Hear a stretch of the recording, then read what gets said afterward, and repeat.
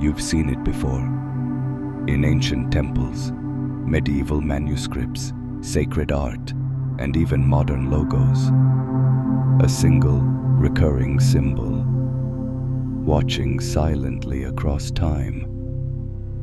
But what if it isn't just a religious artifact? What if it's a code? This symbol isn't tied to one culture. It transcends language, borders, and doctrine. It shows up in Christianity, Islam, Hinduism, Buddhism, and even secret societies. It was never meant to be worshipped. It was meant to awaken something inside you. And what if I told you the reason it's everywhere is because it points to the one thing that's inside every human being, the third eye. It hides in plain sight, the all-seeing eye above the pyramid, the dot within the circle, the lotus between the brows, the glowing halos in religious paintings, always centered on the forehead. You've seen it in churches, mosques, temples, cathedrals, etched into stained glass, carved into stone, painted on ceilings. And yet, most never ask, why do these different cultures, separated by oceans and centuries, repeat the same exact symbol? Because they weren't trying to show you something external. They were trying to remind you of something internal. Something every master, sage, and prophet knew. That the gateway to the divine is not out there. It's right in the center of your brain. The third eye, the pineal gland, the seat of inner vision, the antenna to higher consciousness. But over time, the symbol became distorted. Religions turned it into metaphor. Institutions covered it in ritual. And the deeper meaning was buried beneath centuries of dogma and fear. Why? Because if you truly knew what the symbol meant, you wouldn't need the system. You wouldn't need an intermediary. You'd realize that God doesn't live in buildings. God lives inside you. Let's go back, far back. Before organized religion, before scriptures were written, before belief systems became institutions. The ancient Egyptians called it the Eye of Horus. Not just a symbol of protection, but a map of human perception. Its curves and lines align perfectly with the pineal gland and surrounding brain structures. They weren't decorating tombs, they were encoding knowledge. In India, it became the Ajna Chakra, the sixth energy center, located between the eyebrows, responsible for intuition, inner sight, and expanded awareness. They taught that when this eye opens, illusion, Maya, dissolves, and you see reality as it truly is. The Buddhists called it the Eye of Wisdom. The Tibetans depicted it in mandalas. Even the Mesoamericans, across an ocean, placed sacred markings at the center of the forehead in their stone carvings.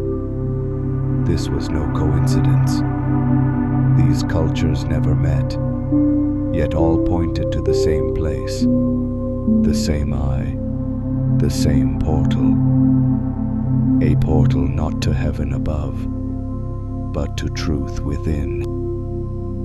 But if this symbol was meant to awaken, why was it hidden? Why was it covered in mystery, fear, and silence?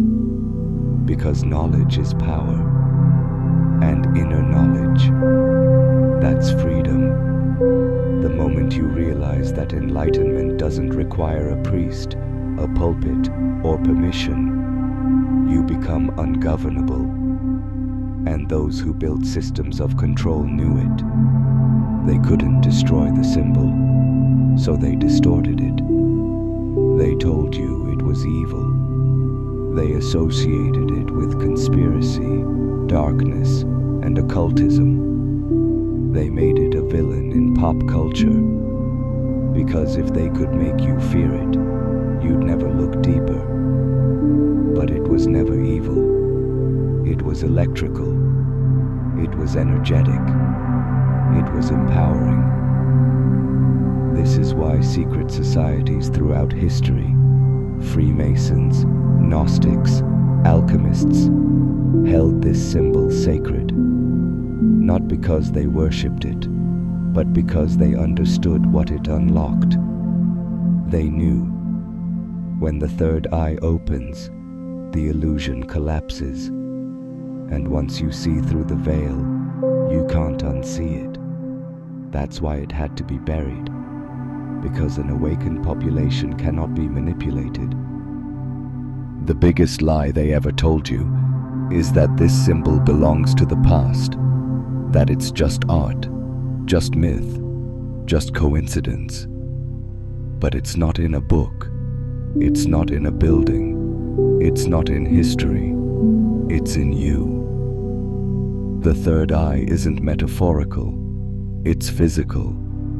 A small pine cone-shaped gland in the center of your brain, deeply sensitive to light, frequency, and spiritual resonance. It produces DMT, the molecule of dreams, the molecule of near-death experiences, of mystical visions, of altered states that dissolve time and ego. When activated, this gland doesn't just show you the truth, it connects you to it.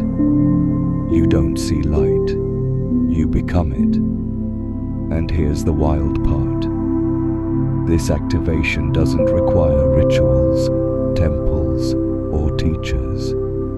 It requires stillness, breath, presence, intention. That's why it was hidden. Not because it doesn't work, but because it does. And if every human activated it, we wouldn't need systems of power, because we'd remember who we are, not followers but creators. Even in modern times, the symbol never disappeared. It just changed clothes. It became the all-seeing eye on the dollar bill, the radiant triangle above the pyramid, the glowing eye inside corporate logos, fashion brands, tech companies. Why would the very people running systems of control place this ancient spiritual symbol on their currency? Because symbolism bypasses the logical mind. It speaks to the subconscious. And when you don't know what it means, it programs you instead of empowering you. But the truth is still there, hidden beneath their manipulation. The eye isn't watching you, it's calling you to wake up, to reclaim what was taken, to stop seeing with your eyes, and start seeing through them. So how do you activate it? How do you reclaim this divine antenna inside you? Start by removing what blocks it.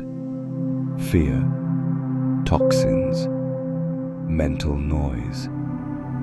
Stop feeding the body poison, fluoride, processed food, synthetic frequencies, and stop feeding the mind fear, media, gossip, unconscious scrolling.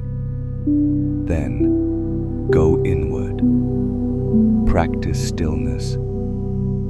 Close your eyes not to escape, but to see better. Breathing slowly, focusing between the brows. meditating on silence. This is how you wake it up, not by force, but by presence. And once the third eye begins to open, you'll feel it.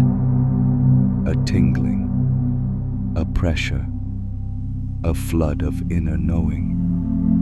Your dreams will sharpen, your intuition will speak louder, and the illusions around you will start to fall apart. Because here's the secret they couldn't erase. When your third eye opens, you start to see the world as it is, not as it was packaged. You see through lies like glass. You read energy before words. You understand intentions before actions. It's not magic, it's perception, and it's your natural state. This is why the prophets saw visions, why the sages heard guidance, why the mystics knew things they couldn't possibly know. They weren't special, they were awake. And the moment you remember that truth, you stop worshipping the symbol and start becoming what it represents. So let's rewrite the meaning. The Eye of Horus, the Ajna Chakra, the Eye of Providence. They're not religious, they're reminders. Reminders that the divine is not a man in the sky, but light within your spine. That your perception creates reality. That the more you look outward, the more you forget. And the more you look inward, the more you remember. This is the real sacred geometry. Not shapes on paper, but the alignment of your own body, mind, and energy into a living portal. A portal that doesn't just see truth, but becomes it. So now you know. That sacred symbol you've seen your whole life. It was never meant to stay hidden. It was meant to lead you home. Not to a temple, not to a religion, but to yourself.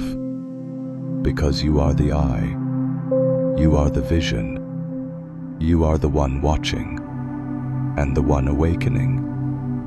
They hid it in every religion, so you'd miss the point. But now the point is clear. The symbol wasn't about control. It was about remembrance. And now that you remember, what will you choose to see?